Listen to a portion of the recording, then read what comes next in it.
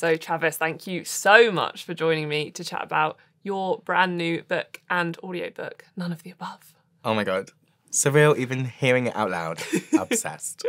So the book is based around some phrases that have been said to you that are sort of jumping off points for you to explore things in the different chapters. Can you tell me what some of those phrases are? Yeah. Well, I wanted to do phrases because I didn't want, I know that they're going to call it a memoir, but really, I think you end the book not really learning about all of my life. You learn about these 7 snapshots. And I wanted something to feel both really personal at the same time as feeling really like universal and big. And I think a phrase can do that because you can go really specific and then widen it out. So for example, the chapter called So What Do You Want to Call It, which is a phrase about different trans partners asking me about my genitalia, becomes this whole other chapter exploring what it means to be gender non-conforming and in love.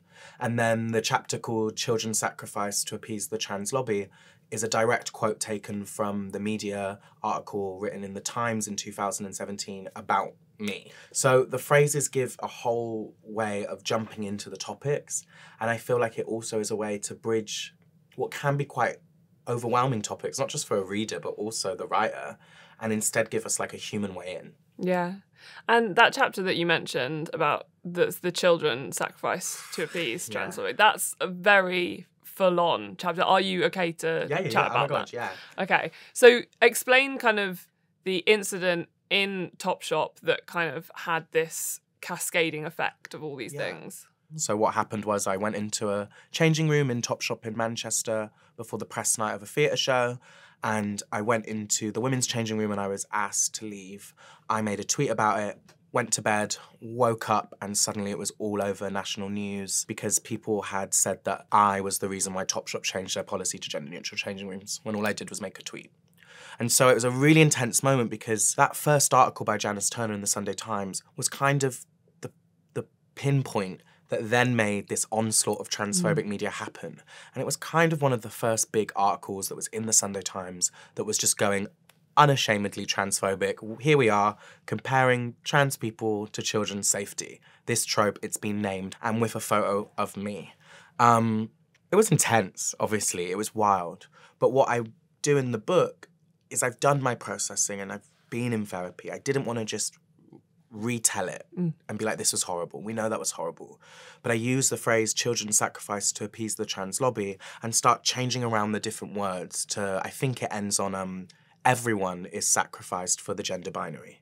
So throughout the chapter, I change the different people that are sacrificed and look at this idea of the word sacrifice and kind of say, how dare she use the word sacrifice when so many people lose their lives because of transphobia? Like, how dare she kind of take this word that actually means quite a lot in the trans community? There's another thing you say about how you feel like your transness is reactionary in some ways rather than innate. So what is it about society that means that it's reactionary? Trans is a situational moment. I'm saying I'm trans because this world is forcing me to pick about gender. But actually, the future where I want to land is that trans and cis doesn't exist. That rhymes, ugh. But, that none of that exists because we're seen as people first. But unfortunately, we're not in that reality now. So I have to define as this. People go, oh, these labels.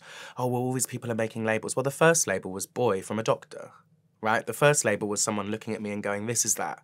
And then that label carries this huge weight of what you're going to become. And my reaction to that is this doesn't fit, I'm actually this. So therefore, actually, trans always is a reactionary thing because it comes from this moment there.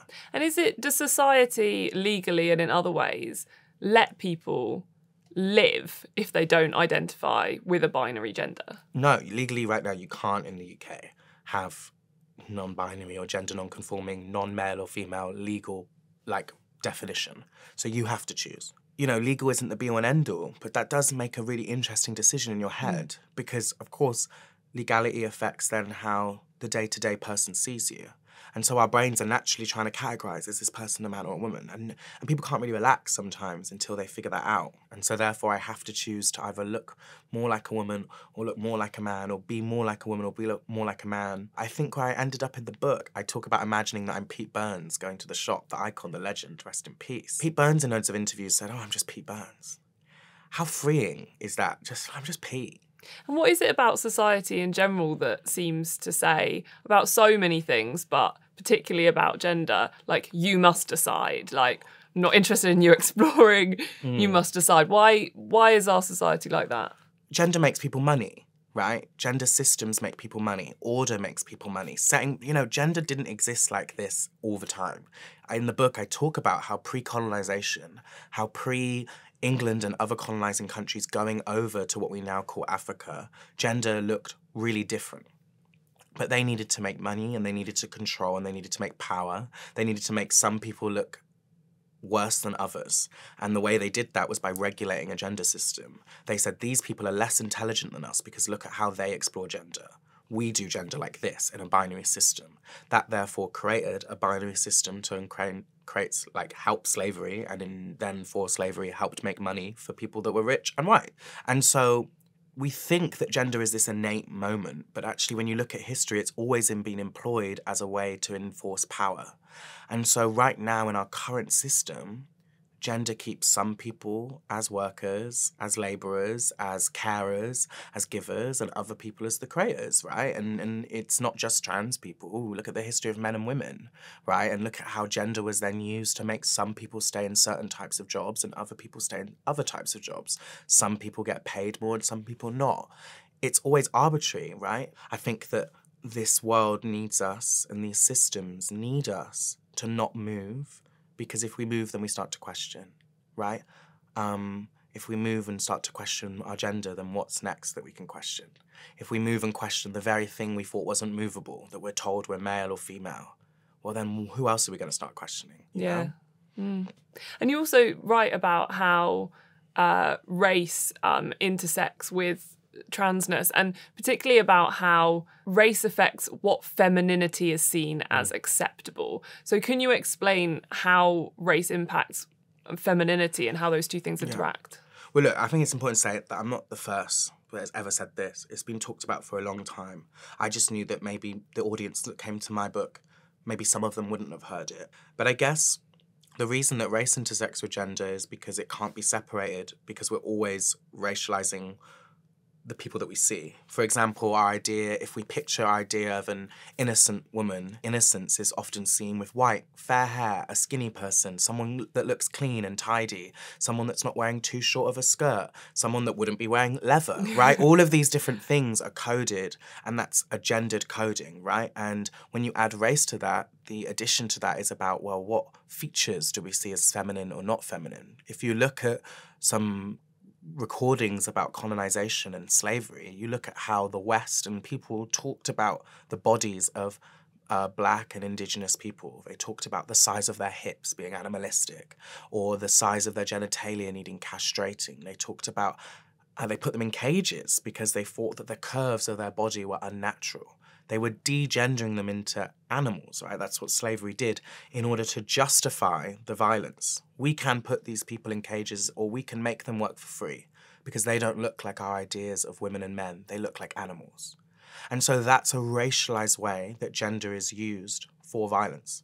That doesn't just go away now, right? That doesn't, the tropes of angry Black women or the tropes of someone looking sassy, that's a racialized response to gender. You're just looking at a person. You don't know if they're sassy. My mum is always assumed that she can sing. Well, she's just a Black, curvaceous woman, right? She's always known to be loud. She is loud. But people say that before they've even heard her. And that's because that's a gendered and racialized way of looking at someone. A Black man being followed around the store instead of a white man. Or a group of Black men walking down the street and suddenly people feeling scared of their masculinity, but a group of white men in tailored coats and private schoolboy uniforms might be smiled at by an old woman because of their idea of masculinity as safety and Black masculinity as danger. Do you think it affects which trans people some cisgender people decide to accept? 100%. Absolutely. You know, I think it's not just about race, but obviously it always is. And I do think that it's about the trans people that are accepted often have to look a certain way. I have to maybe look still what the world considers as beautiful. And that is always also to do with race and the shade of your skin. You know, there's probably a reason why I've written this book and was able to be given a publishing deal because of the shade of my skin not being darker, who knows, or because of the size of myself. We can never know. But I think that a lot of it comes down to desire and beauty. People want to accept people that they see as beautiful, and to look visibly gender non-conforming and also not white is to disrupt some of that, right? I'm not trying to look like a perfect man or a perfect woman. The stubble is still showing through, the legs are still on, like the hair is still on my legs. I look like, I guess, what they would call a man in a dress or a cross-dresser or all of those things, and that decides how you're listened to rather than someone that can walk through the world and still look like what they see as a beautiful woman. It doesn't mean that there's not still issues with those trans people and they still face violence.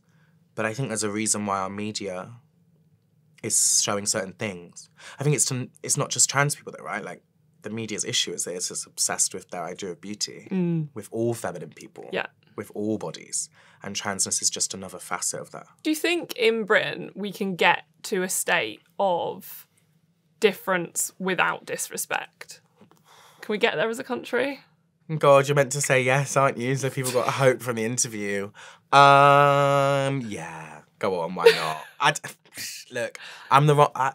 This is good because this is my first interview for this book. I've really got to decide whether I'm going to be optimistic or pessimistic on this book tour.